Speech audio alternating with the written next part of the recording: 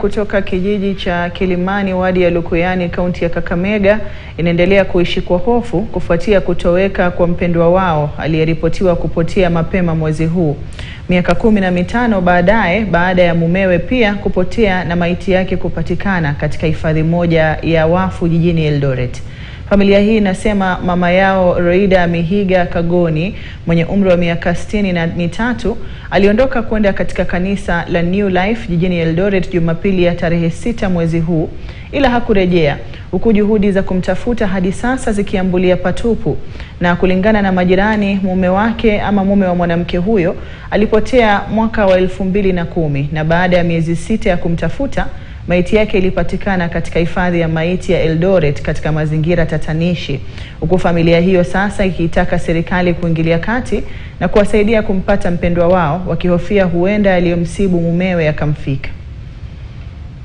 Asubuhi mimi ndio niliwapeleka Tarbo na sister yangu mdogo, nikawapandisha gari wakaenda. So mwendo wa saa 8 wakanipigia simu wanahitaji fare, nikawatumia.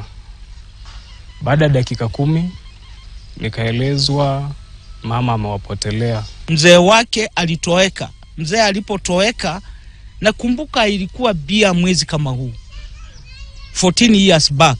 Mzee alipotoweka, tulitafuta mzee kwa miezi 6, hatukuweza kumpata, lakini dakika ya mwisho nilimpata katika mochari ya Eldoret kama amelala. Na after burial ya mzee, kulikuwa na kijana boma hii alikuwa Nairobi, akaja kuzika baba yake.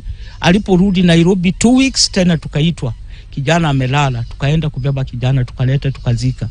After another 1 month kijana mwingine tena akafa, tukazika. Basi hapo mama akachanganyikiwa kabisa. Tunaomba kwa yote anaweza kuwa amemuona, amemsikia mama yote amepotea, tutaenda tukonfirm. Tunahitaji tu usaidizi tupate mama yetu. Kwa yule yeyote ambaye anaweza kuwa na habari kumuhusu ama kumuona, anaweza akatusaidia atufikishie habari. Tukisalia katika kaunti ya Kakamega, watu wawili